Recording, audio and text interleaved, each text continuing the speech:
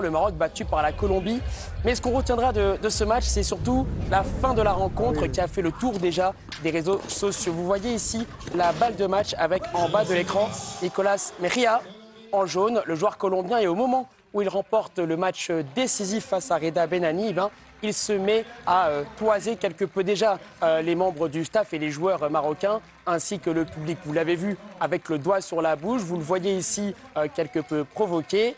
Les agents de sécurité voulaient l'évacuer en quelque sorte, le diriger gentiment vers les vestiaires.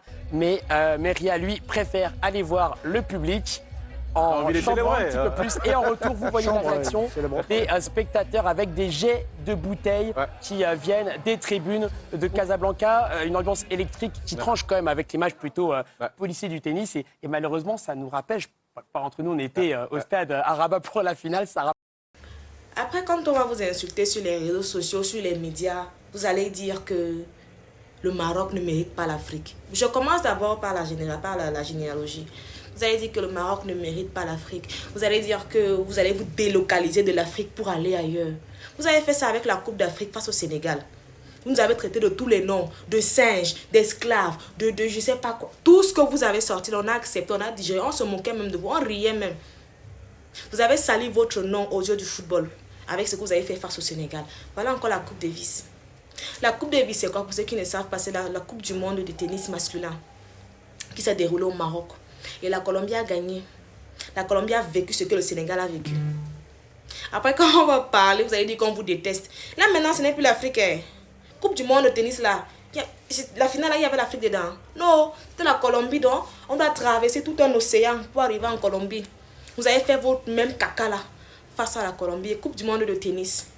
C'est genre, il y avait plusieurs caméras, mais les médias d'Amérique latine, d'Amérique du Nord et tout, européen, bref, tout ça. Aux yeux du monde encore, vous avez sali votre image, vous seul, vous salissez votre image. Vous allez venir nous déranger comme quoi, oh, on a les infrastructures, on a ceci, on a cela. S'il faut avoir les infrastructures et avoir une lacune comportementale, c'est très grave. On doit vous former à mieux vous comporter. C'est vous qui voulez organiser la Coupe du Monde 2030. J'ai ouï dire, selon certains médias, parce que je prends les informations médiatiques avec beaucoup de pincettes, j'ai ouï dire, j'ai lu que vous voulez organiser la finale de la Coupe du Monde. La Coupe du Monde 2030. Vous êtes en train de construire un stade de 110 000 places, un truc comme ça. Et finalement, c'est l'Espagne qui va organiser la finale. Je crois qu'elle se jouera même au Bernabéu. Vous avez fait les problèmes. Vous voulez organiser une finale de Coupe du Monde 2030. Finale de la CAN. Échec, un échec total, lamentable. Finale de la Coupe Davis de tennis, échec lamentable. C'est-à-dire, même face aux Colombiens qui ne sont pas africains, vous avez affiché votre comportement de barbare. Et c'est la Coupe du Monde 2030 que vous voulez organiser. C'est avec ce comportement que vous allez organiser la Coupe du Monde de football 2030. Heureusement que l'Espagne a pris la finale là. Heureusement, vous-même, vous seul, vous étalez vos lacunes comportementales devant les yeux du football, devant les yeux du monde entier. D'abord le tennis, d'abord le football. Maintenant, c'est le tennis. Vous seul, vous-même, vous faites ça seul. Après, demain, quand on va vous mettre à l'écart, vous allez bavarder que oh, on ne vous aime pas, oh, le Maroc a fait ça à l'Afrique. Vraiment, basta. Nous, les Africains, d'abord, moi, je vais dire ça, nous, les Africains, parce que vous savez que vous n'êtes pas Africains. Nous, les Africains, on a gagné nos cannes, nos footballs, nous, tout ça là, sur les champs de patates, sur les gazons, les gazons synthétiques. Aucun pays n'a jamais fait de scandale parce qu'il a perdu face à une finale, parce qu'il a perdu lors d'une finale ou bien qu'il a été éliminé dans son pays. Jamais. On a été éliminé, on digère, on pleure, ça passe. Le Ghana a été éliminé alors qu'il l'organisait. Le Nigeria, pareil. Plusieurs pays ont été éliminés alors qu'ils organisaient la coupe. Ils n'ont pas pleuré, ils n'ont pas fait les paroles. C'est passé. Mais vous, c'est le bruit. Jusqu'à même la Colombie, vous menacez la Colombie. Vous dérangez les Colombiens, ils ont dû quitter en vitesse. Vous voyez vous-même votre barbarie. Vous-même, vous seul. Voilà votre barbarie aux yeux du monde entier. Et c'est le pays ici qui va organiser la Coupe de football, la Coupe du Monde de football 2030. Est-ce encore le Sénégal? Pour ceux qui ont tiré sur le Sénégal, pour ceux qui ont tiré l'histoire de la Coupe d'Afrique des Nations jusqu'à devant leur véranda, ils ont acheté le problème à la place de ceux qui étaient concernés pour vilipender le Sénégal, pour raconter du n'importe quoi. Voilà donc le temps qui donne raison à ceux-là qui ont supporté le Sénégal en même temps. Tu peux te tromper une fois, tu peux te tromper 2 fois, tu peux te tromper 3 fois, mais tu ne peux pas te tromper toute une vie. Et si une, deux, trois, quatre, cinq personnes te reprochent une même chose, rassure-toi que tu dois d'abord t'asseoir avec toi-même et te poser les bonnes questions. Le sport reste le sport. Le jeu reste un jeu. Là, on était dans le cadre d'une autre compétition, d'un autre exercice qui n'avait rien à voir avec le foot. Mais on a vu les mêmes effets pour produire les mêmes résultats. Il y a problème. Il y a problème. On doit revoir certaines choses. Et moi, je dis, le monde est faux à la limite. Le monde fonctionne dans le faux. Vous ne pouvez pas servir les mêmes attitudes, les mêmes comportements à tout le monde et après tourner en victime ou commencer à crier sur tous les toits que ce sont les autres qui ne vous aiment pas. Il y a problème. Quand on vous reproche de quelque chose, essayez de vous ressaisir. Mais là, c'est comme si vous n'avez peur de rien et vous pouvez faire ce que vous voulez comme je venais de le dire. On ne peut rien construire dans le désordre. On ne peut pas tenir des compétitions dans le désordre, dans l'anarchie et se permettre d'agresser les gens et de faire ce qu'on veut. Là, on n'est plus dans une société normale. On se retrouve totalement dans un état brut de la nature. Et au XXIe siècle, ça n'honore vraiment pas notre continent. Vous êtes en Afrique. Ça donne une autre image de notre continent. Vous êtes appelé à organiser une grande compétition comme la Coupe du Monde en 2030.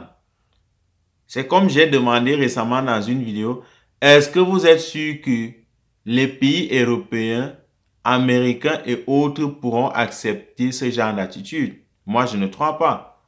Vous n'êtes pas les super puissants. Il y en a qui sont plus puissants que vous. Le sport reste le sport et c'est un jeu comme je l'ai dit. Qu'est-ce qu'il y a à prendre comme si c'était je ne sais pas trop quoi? On ne peut pas fonctionner comme ça.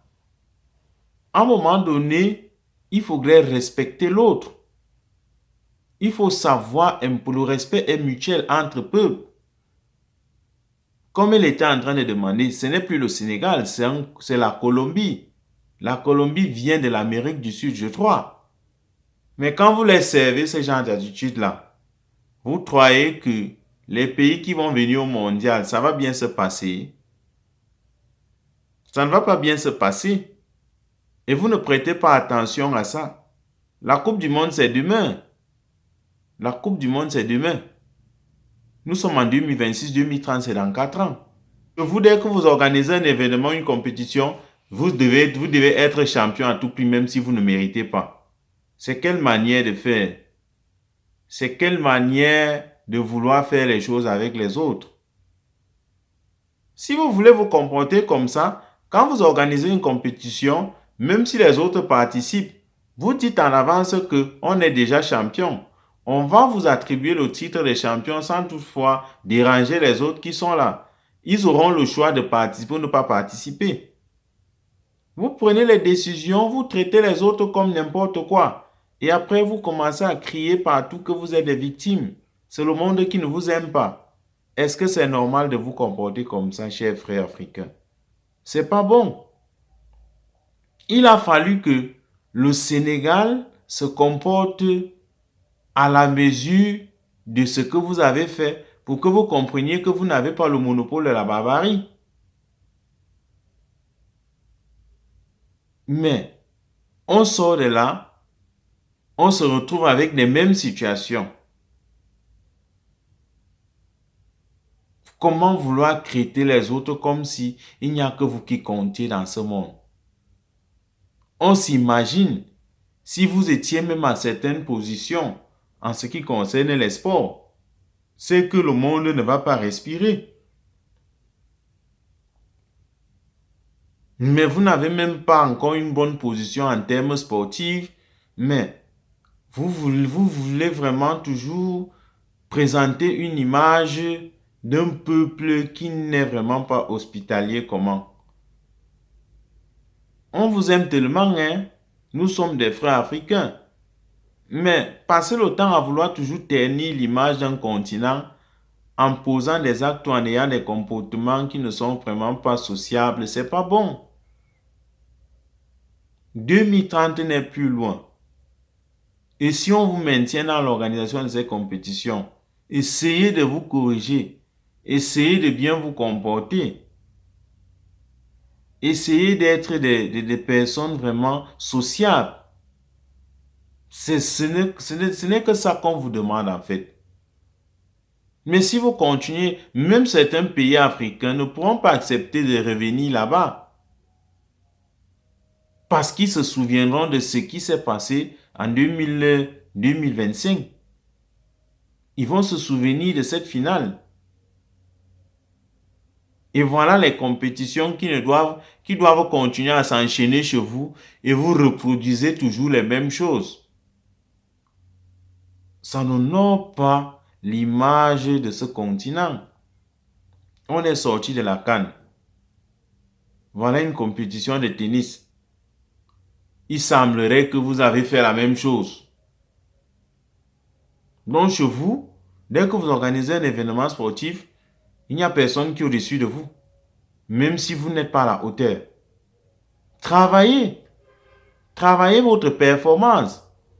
Vos résultats vont répondre à votre place. Mais si vous n'avez pas d'effort, comment vous allez gagner? Comment vous aurez de bons résultats? Travaillez encore. Vous êtes resté couché sur vos oreillers parce que vous aviez joué, je crois bien, soit c'était les quarts de finale, les demi-finales de la Coupe du Monde au Qatar. Vous êtes revenu de là, dans votre tête, vous êtes déjà la meilleure équipe africaine. Pourtant, il n'y a plus de petite équipe en Afrique.